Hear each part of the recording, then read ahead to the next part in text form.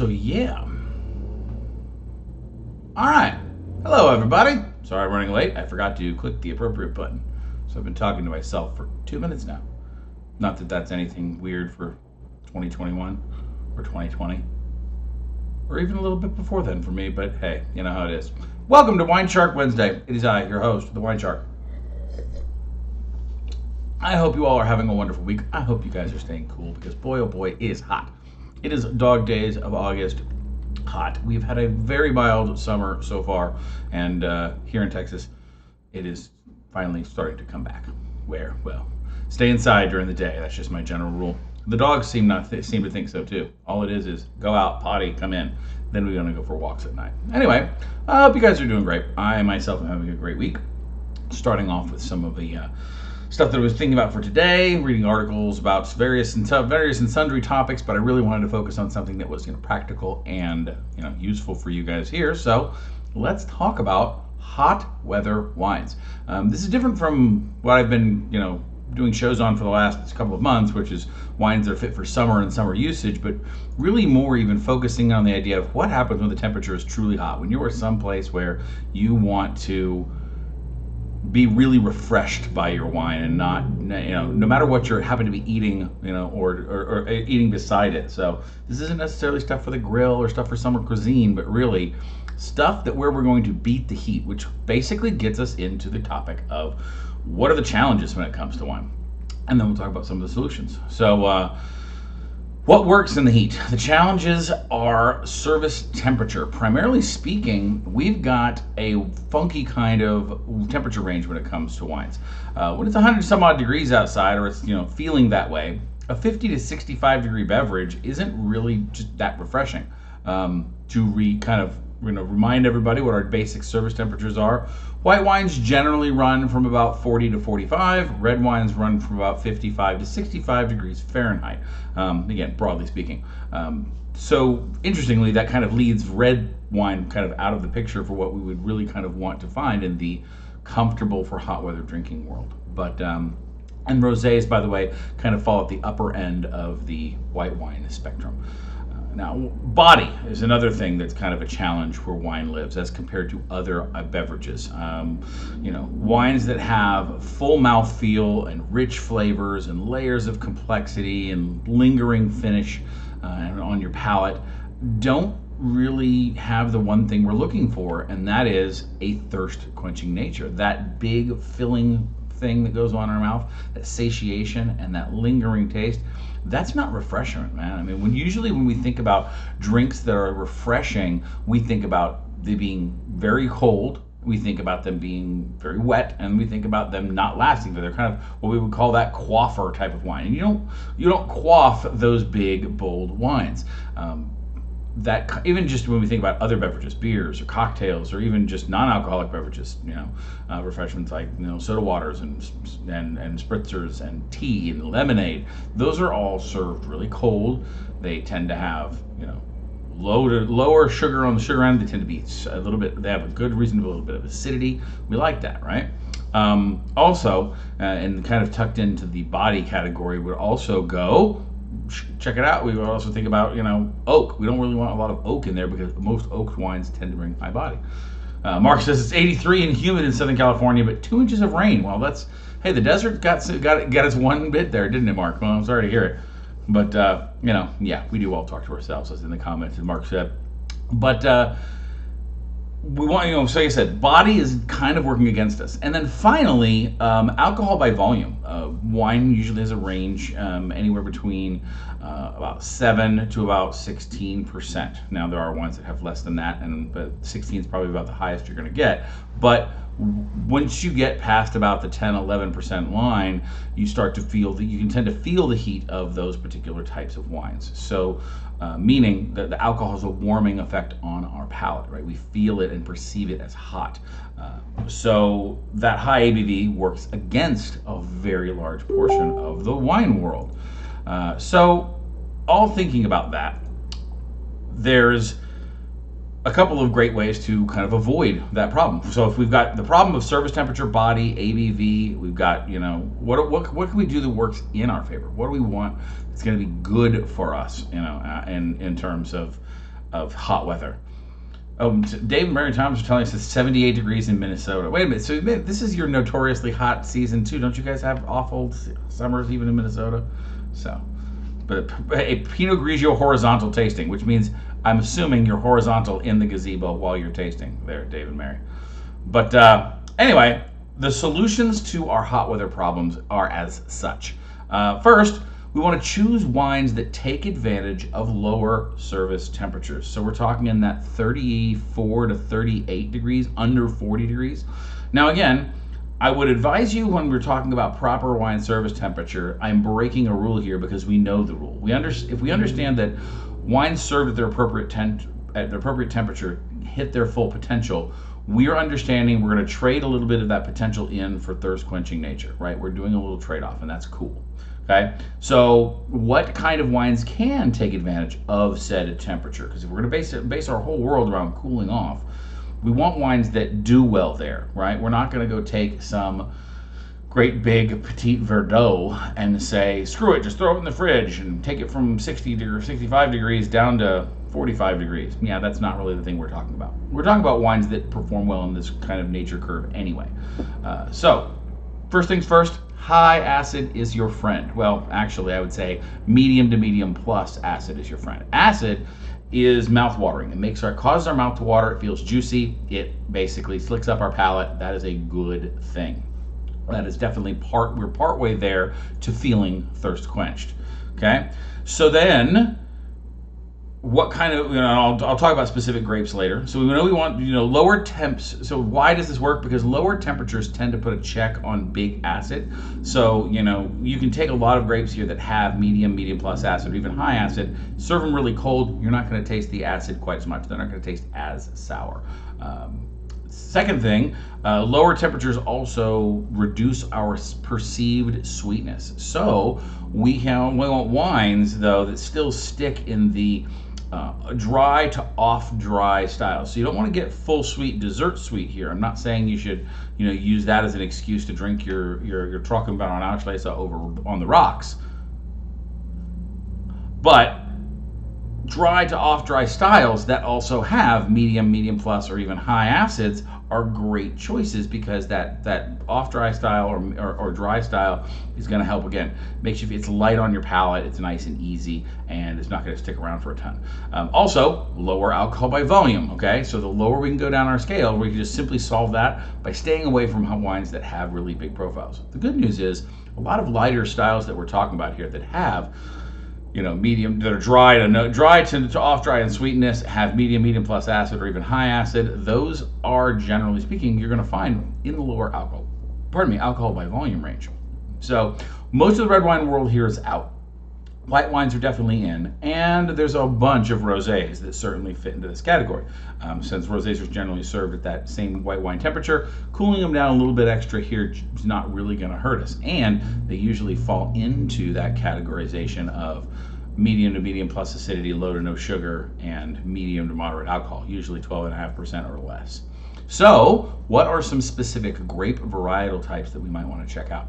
I kind of went through a list here. I mean, this is not by no means comprehensive, but my first thing when it comes to hot weather and drinking, it was the feature in my the front of my grilled food show, just to teach people how to drink.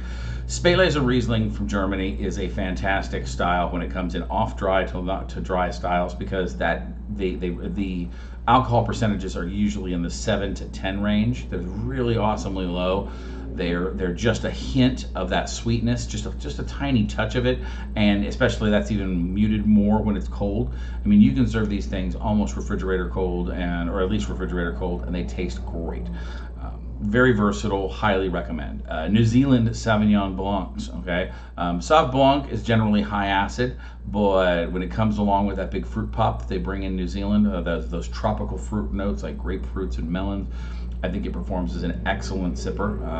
Another great example there is the Chenin Blanc Viognier crossover from California, from Pine Ridge is a great example. Chenin Blanc from California and Chenin Blanc from Vouvray in France are ideal. Anything vaguely pink from the Languedoc-Roussillon all the way through Provence. Basically, if it's on France and it touches the Mediterranean, chances are they know how to make wines that go well with hot weather. Because guess what? They have their fair share too. So many of their wines are designed for that summertime heat. Everything from all their rosé styles to what you have. Also check out Picopule is a beautiful little light white that's got all these fun kind of acid notes and lemon zest and just a brilliant little seafood wine. In Italy, check out Soave, Vermentino, and Grillo. All up and down Italy. Italy gets enough hot weather in enough places that many of the regions have some light white style that would match this quite easily. So I could definitely have you checking those out for sure. What else? Spain and Portugal. Again, Portugal, a lot of heat out on the coast. Spain, plenty of places with high sunshine. This is where Verdejo, Alba, and Alvarinho, depending on which side of the border you're on. Vinho Verde from Portugal. Spain and Portugal have lots of options to play around with there too. In California, Washington, Oregon, here in Texas. We make some Viogniers here in Texas that are a little on the lighter side. Can be kind of crisp and clean, although Viognier is generally considered a bigger bodied wine. Use some of our rosés, especially when you talk about rosés that are made from Cinsault or Mourvedre. They can be an excellent option, just like as long as they're made in that dry style, right? Very on their like their European cousins, they're awesome. Same thing out in California. You've got a lot of rosé options there, even avoiding anything that remotely comes towards the sweet side.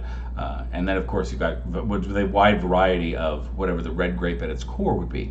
Their Sauvignon Blancs could probably fall in that category, although they tend to be more herbal than floral fruity like we get in New Zealand. So I didn't really put them on my recommend list. But there's, half a dozen grapes that you can try out there that are easy, great. Sit in the house, outside in the heat, beat the heat type wines. Just remember, medium to high acidity, low to no sugar, low ABV, and you're in the right ballpark. You can put those things on ice. What's great too is that later on when the sun's gone down and you're out of the heat, you can serve them up at their regular normal temperature and get a comparison to see how much more floral and herbal or fruity they will taste as they come up to temperature. So another thing that I would say there is check your vessel. Glass is good, but especially when it comes to outdoor drinking when you're in the heat, you're looking at things like they got a lot of glasses that are insulated these days that are designed to keep your drink cold. Those are perfect solutions for your wine glass too. So grab your igloo and do your thing. So, and to that note, that brings us to what I'm sipping on today.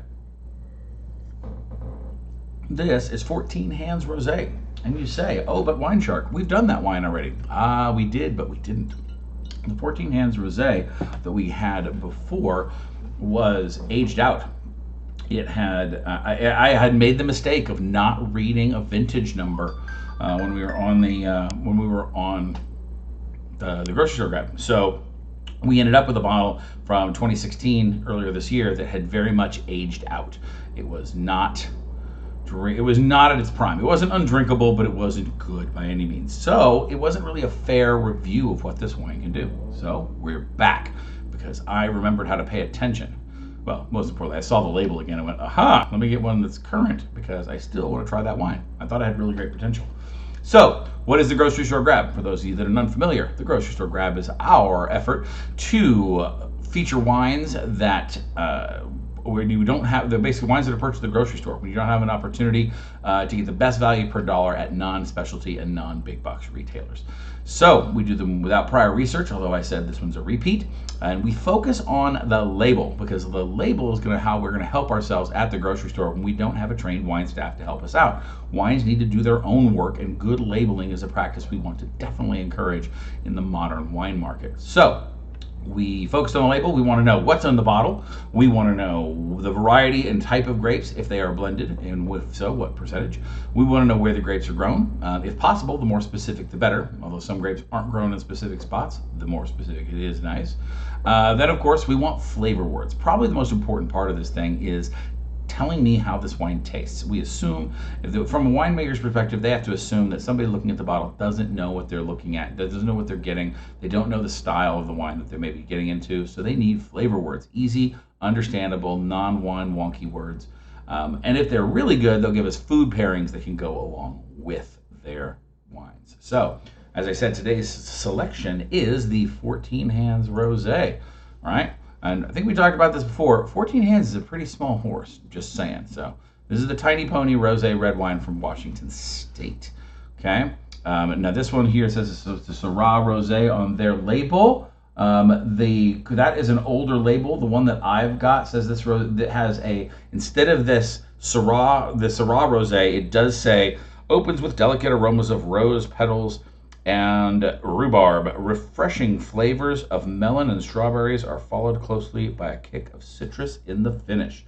So, you know, they basically stopped telling us it was rosé on this current model, which is interesting.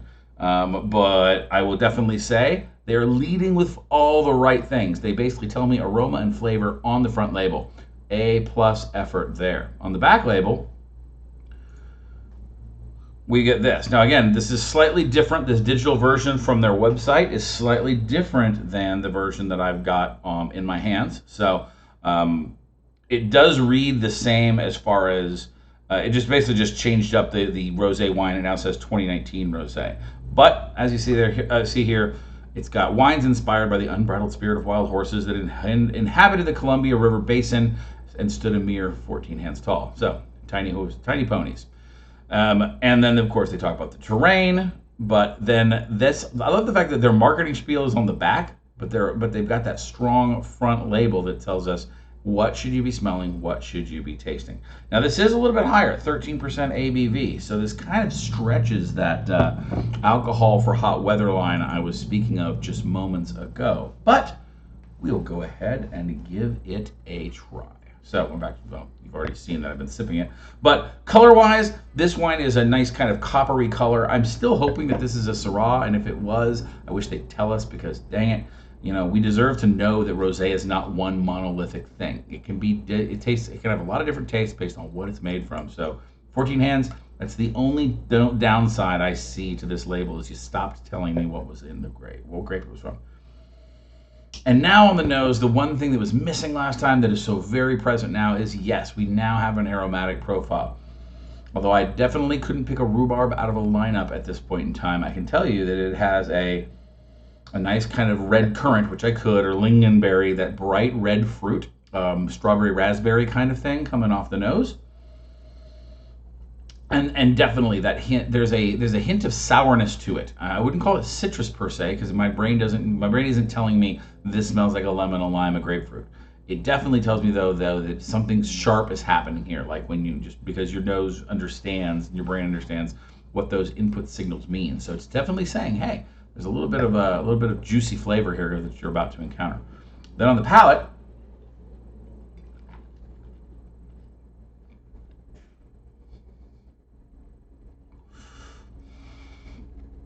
see, nice medium plus acidity, which was dropped out and lacking in the overage version.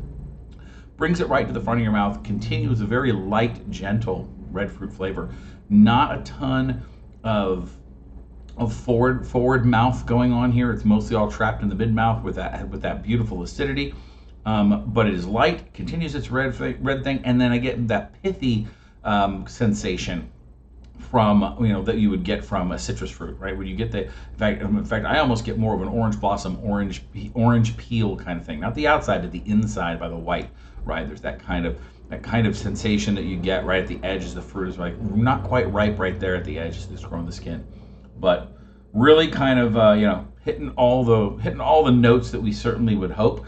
Just to recall, what did we have there? We had flavors of melon. Yeah, watermelon. It's got that watermelon rind kind of thing. And I would call it raspberries rather than strawberries. I'm thinking more tart rather than sweet, and I usually associate strawberries with sweetness. But yeah, so this, by the way, was advertised a little overpriced at advertising at $19, but the actual walk out the door price was $9. So this is a $10 bottle of rosé from Washington State. Is it well executed? Hey, look when we get wine that's in its prime, it is well executed. 14 Hands does a good job, especially for being a widely available brand. This is a great contender, showing off what Washington is doing. Is it on style? 100%. I mean, this has got that. This is what the rosé wines ought to be, right? That kind of crisp, clean, experience with high acid and slight bits of fruit, fruit fresh kind of thing, then is it worth the price tag for $10, $9? Oh yeah, absolutely. This is right on style and right on point for where it should be, and easily competitor for the Provençal style rosés that you're going to see that are very popular in the all-day rosé movement. But you're even going to save a few bucks because, I mean, I can tell you, after having over a dozen rosés this summer, this is on par with many of them. It's not nuanced, it's very direct, but then again, most of them aren't. Most of them are pretty much, one-trick ponies, and that's cool. See what I did there? 14 hands pony. Anyway, totally accidental. I swear to God, it's not on the script. It's really not. All right, so there you go. Grocery store grab for a nice little 14 hands. Go check that out. I think we've actually tried one of their other wines before in the past on here. So far, I think they're batting pretty well.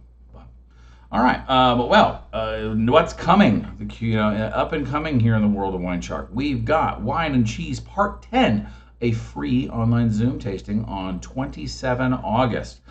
Tickets are not yet up because I haven't narrowed down the 2 cheese styles I want, but I promise I will get that done by tomorrow, and the free tickets will be available. But yeah, there will be 20 free tickets or 20 free connections available for the 27th of August. That's a Friday at 6, so we're back. As my schedule allows, I will gladly do Friday and Saturday shows. I will preferentially move them there so long as I don't have other business commitments. Next, also, we just wrapped up WineShark, the Summer Splash Part 2, Wines for the Grill up at the Reunion Tower. It was excellent. Thank you to everybody who attended, and thanks, of course, to the Reunion Tower for hosting us. They're getting very busy down there, but we were able to secure another date on 12 September. I'm going to do a back-to-school cool show. So we're going to kind of wind down wines of summer. You might even see some things that we talked about from Hot Weather featured here, because here, even in September, it's still pretty damn hot down here in Texas. So we were going to do a back-to-school feature, a couple of fun wines, and some fun food pairings. It is an afternoon show on Sunday, so it's 5 to 7. Great way to kind of finish up your weekend, still get home in time to, have dinner and wind down for your day, to get ready for school and or work in the morning. So always fun like that. Anyway, so other than wine, or even whether it is wine or not, do you have a favorite hot weather tipple? What do you like to sit around beside with a pool when it comes to the world of wine? Myself, I'm definitely a rosé fan, although I will say we need to do an episode on wine cocktails again to kind of remind people, and hey, it's not a sin to throw a bunch of fruit and soda in your bigger wines and make them, kind of tame for the hot weather, because, well, guess what? That's how a lot of the European countries do it, where they have those types of wines. They are not afraid to add a splash of seltzer to some and really enjoy it. So put that in the comments of the video once we're actually done. If you like what we're doing, like and subscribe to the channel. Share with a wine-loving friend. If you really like what we're doing, come over and support us over on Patreon. We've got exclusive content, all of the library of our Zoom tastings, which are deep dives into various topics, plus special discounts and ticket availability, plus VIP treatment at special events. So I hope you guys will join us over there as well. And until next time, I have been your WineShark. Cheers. See, when I do things right, like actually, buy wine that's not out of date, it works. Who knew?